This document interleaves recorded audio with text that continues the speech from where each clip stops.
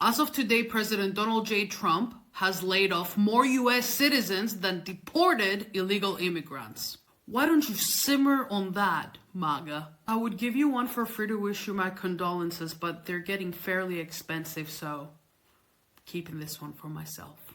I'm voting for the man that's going to take America back, baby. Donald J. Trump, man. What's one of your biggest issues? Probably going to be inflation, because I sell T-shirts and all that stuff. Your T-shirts are made in the USA? No, my blanks, no. See, that's the thing Trump's talking about. If we tax them, hit tariffs, the same item they're making over there will cost the same to make over here. We pay the tariffs. Well, the companies pay the tariffs, not us. China doesn't pay the tariffs. We do when they come in. No, it doesn't work like that. Like if I'm buying 1,000 shirts from China and there's a tariff on it, I'm paying the tariff. Well, no, whoever's getting it imported in is going to pay the tariffs. Yeah. I'm the business owner. I'm paying the tariff. China doesn't pay it. I pay for it. Well, like if I'm the business owner and I buy 1,000 shirts. I see what you're saying. Bro just defeated his own argument in real time and didn't even notice. He said, the company pays, not us. Then immediately said, I'm the business owner, I'm paying the tariff. That's not a debate, that's a confession. A tariff is just an import tax, the importer pays it, then passes the cost to the consumer. That's the whole mechanic, and this guy sells merch. He lives this reality, yet somehow the slogan was louder than the math. This is what happens when people vote on vibes instead of policy. China's not... Jolly. So I'm trying to explain. Who pays the tariff? They're paying the tariff. Do you think that? You believe that? I was trying to say, because I sell merch as well. I sell you something for $10, right? You're going to sell it to him for $20. Exactly. But then I make you pay me $15 for it. Are you still going to sell it to him for $20? Am I going to sell it to him for $20? If I raise the price $5. Oh, it's going to have to go up. Right. So Yeah, the consumer foots the bill. We were all warned many times that Trump's new big beautiful bill would close many hospitals and clinics in rural areas because of cuts to Medicare and Medicaid, and that would have significant impacts on the people that live in those rural areas because you have to travel very far to actually get medical care. And that's happening every single week now. The most recent example here is in Wyoming, where there's a cancer center, a cancer care center where patients in that area will go to get oncology and cancer care treatment, and they had already been on thin margins. They weren't making a lot of money. Sometimes they were in the negative, and they were considering closing. But because of Trump's new big beautiful bill and the upcoming cuts to Medicare and Medicaid, their board made the decision to actually close this clinic now.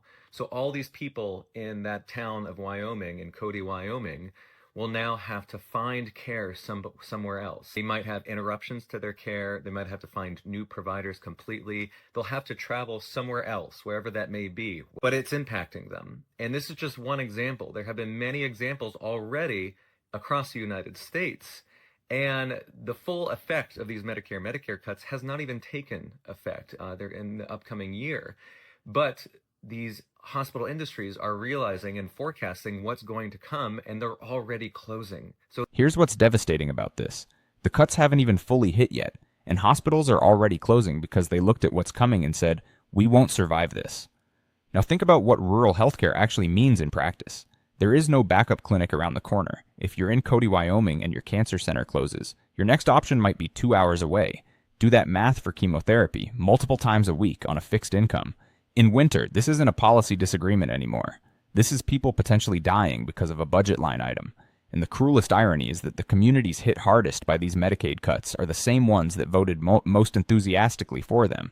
They were promised protection. They got a scalpel to their own safety net instead. The forecasting is already done. The closures are already happening, and the worst of it hasn't arrived yet. it's already impacting those people in those areas. So it's a very bad series of unfortunate events, and not quite sure what the resolution of this will be.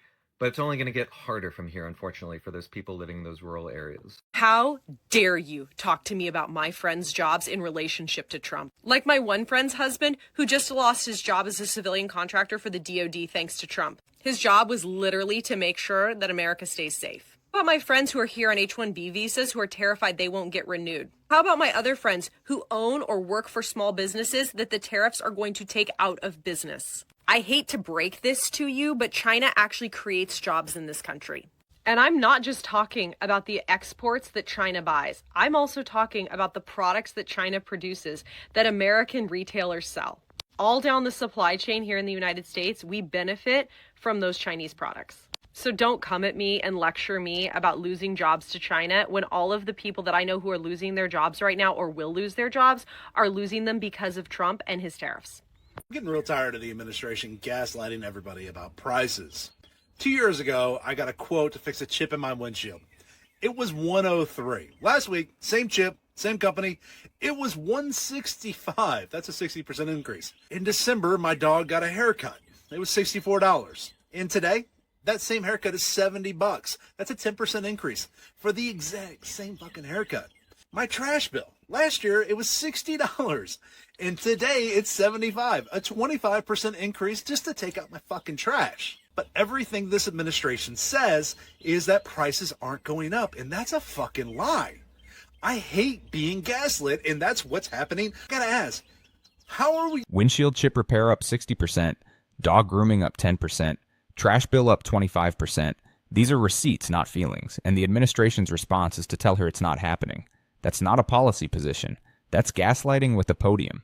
What makes this actually dangerous is that people start doubting their own lived experience when authority figures contradict it loud enough and long enough. She's not confused. She's not exaggerating. Her bank account is telling her the truth, and she's smart enough to listen to it. You're gonna make it. Because the price increases are just starting. They're not at the peak. We're just getting started with this shit. Wages haven't moved. Rent keeps climbing. Groceries are, it's fucking $7 for a bag of Lay's. Every bill, every service, everything you need to get through the week is just getting more expensive. And the administration is calling us liars because our paycheck isn't going as far. People working full time, sometimes 2 jobs, are still falling behind. It's not just that anymore. Things are fucking broken. Meanwhile, politicians are arguing about, taking healthcare away from families and giving tax cuts to the rich, while you're skipping your kid's dentist appointment. The administration tells everyone the economy is strong, but for fucking who? Because for most of us sitting out here, it feels like we're just struggling to get by. I'm seeing more and more people online saying, well, I voted for Trump, but I didn't vote to lose my job, and I didn't vote for a global trade war, and I didn't vote for Elon Musk to run amok in the government, slashing agencies and cutting jobs, and I didn't vote to see America's allies cast aside. Oh, what the fuck are you talking about? Of course you voted for that. You were perfectly happy to see all that happen as long as it didn't happen to you. And now that the leopard is eating your face, suddenly you've changed your tune. Well, you get no sympathy from me. The leopard eating your face line is iconic, and the anger behind it is completely earned. But here's where I push back slightly. Pure contempt doesn't convert anybody. Yes, these voters ignored every warning. Yes, they were told exactly what was coming. Yes, they chose the slogan over the substance. But if the actual goal is to fix things rather than just feel righteous about being right, you need some of these people to cross over, and that only happens if there's a path that doesn't start with "you deserve everything you got." Make them feel the consequences, absolutely. Hold them accountable. Yes, but leave a door open, because that's not sympathy, that's strategy. You voted for that. You wanted that. So you sit back and enjoy the fruits of your labor. I don't care what happens to you. I just want you to feel the pain that you brought on yourself, because that is the only way you can learn. This flag used to hang there. This was the flag Jennifer Piggott proudly hung outside her home during campaign 2024. We had the flag. I had the shirt. I was a MAGA junkie. A MAGA junkie who thought her government job would be safe with Donald Trump in office. She was wrong. I cried. It's scary, it's a really scary thing, and I was embarrassed. He's a good boy. Piggott was abruptly fired last month from the Treasury Department's Bureau of Fiscal Service, based here in Parkersburg, West Virginia. The reason given for the firings of 125 probationary employees at the Bureau? Poor performance. I had my last review on the 31st of January, and I had the highest rating that you can get on a review, less than 21 days before I was terminated for my performance. You voted for Donald Trump. I did. Do you regret that vote? Yes, I do. To cut the knees out of the working class Americans just doesn't make sense to me. I expected more from President Donald Trump. Since speaking out, Piggott says she's received death threats and her home has been egged. Hey, y'all, just coming through right quick. Listen. So y'all know that Donald Trump and his administration, along with Elon Musk and Doge, at the beginning of the year when Donald Trump took office, they went in and fired a lot of federal government employees, right? There was about 25,000 people fired, terminated from their job. They did not know what these jobs entail. They just did away with some jobs to try to prove to people that these people was not needed. So they said that with this going on, what they call themselves doing is being efficient by terminating employees, y'all. It did not work out the way they thought it would work, and they are saying that they found fraud, waste, and abuse by terminating people and things like that. They did not find that. So, according to the Washington Post, some of those terminated employees are saying and reporting that they received emails asking them to return to their post. And they're asking them to return to their jobs on the next business day. Y'all know that this happened about 4 months ago. Some of these people probably already done found new jobs. I don't know. But She's pointing at the contradiction nobody in power wants to explain. You fired 25,000 people and called it efficiency. Then 4 months later, you're emailing them, asking them to come back. Monday, those two things cannot both be true. Either those were wasteful, bloated positions that needed cutting, or they were essential roles you recklessly eliminated. Pick one. And she's absolutely right that many of these people have already moved on, found new work, relocated families, rebuilt their lives. You don't get to detonate someone's career and then casually text them like nothing happened. See what happens. Are you a federal employee who have experienced this? Do you know someone who has received the email? What do you think about this? Will you return if you are an employee? Let me know. Comment, share, and please follow me. What do you have to say to U.S. farmers who feel that the deal is benefiting Argentina more than it is them, as they are a top Argentina is fighting for its life. Young lady, you don't know anything about it. They're fighting for their life. Nothing's benefiting Argentina. They're fighting for their life. You understand what that means? They have no money. They have no anything. They're fighting so hard to survive. If I can help them survive in a free world, I happen to like the president of Argentina. I think he's trying to do the best he can. But don't make it sound like they're doing great. They are dying.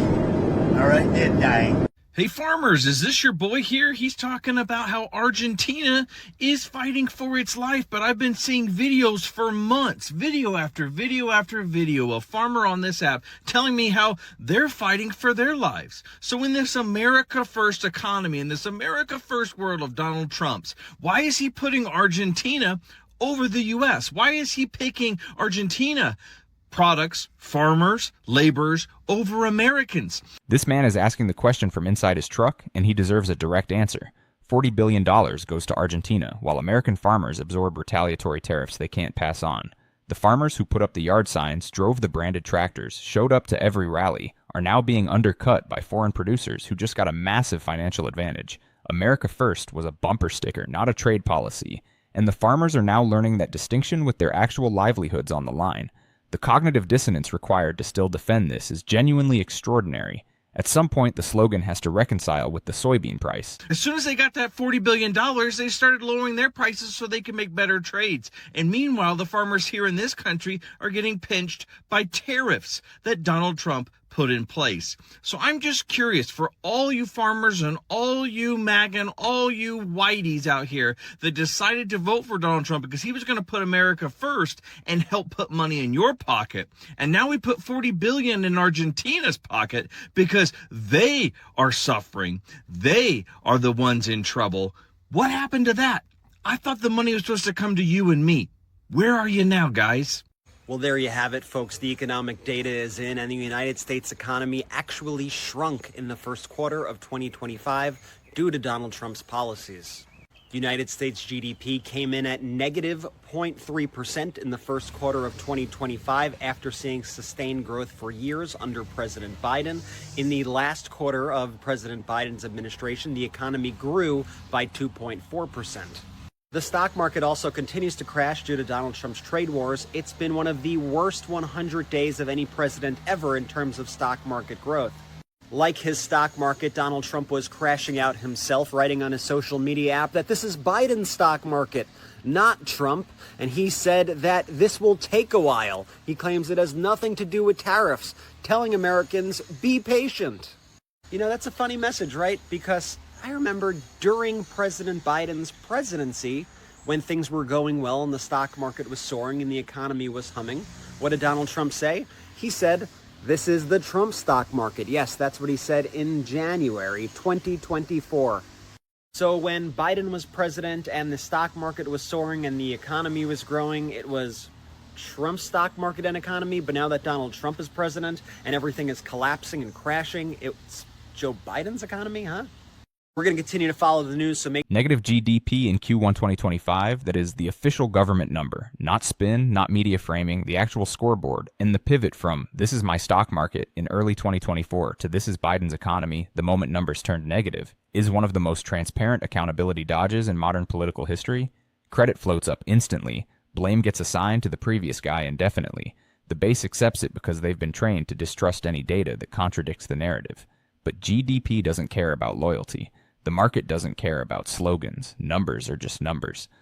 And right now, the numbers are telling a very uncomfortable story. Make sure you're following our account. Oh, and make sure that you add the Midas Touch podcast right now on Spotify and Apple Podcasts. We did this incredible virtual Democratic governor town hall. We had Tim Walz, we had J.B. Pritzker, we had Maura Healey, and we had Governor Hochul on in a first-of-its-kind event on the Midas Touch Network. Check it out on the Midas Touch podcast.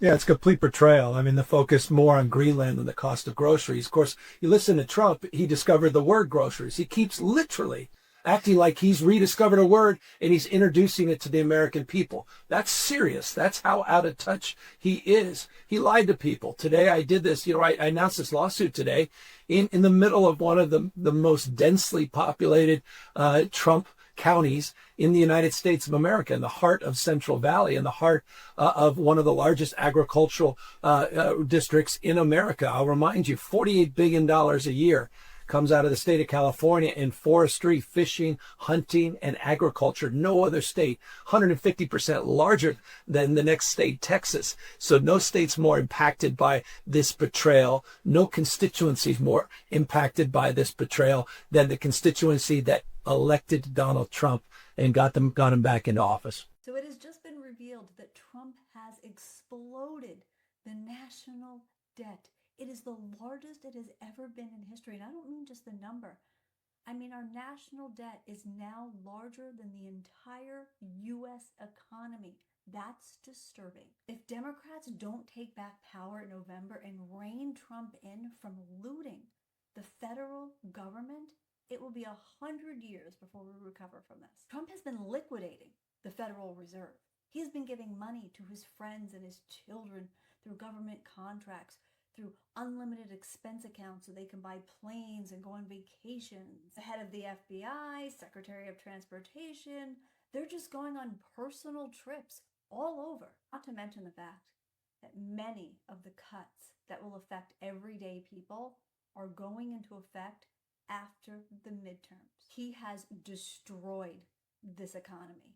He's bankrupt every business he's ever owned. What did people think he was going to do? Needs to be printed and framed. 6 bankruptcies, public record, casinos, hotels, a university, all of it available information. I cannot tell you how important it is that we take back power in November. He's just using the Federal Reserve as his own personal piggy bank. I mean, he's bankrupt every business he's ever owned.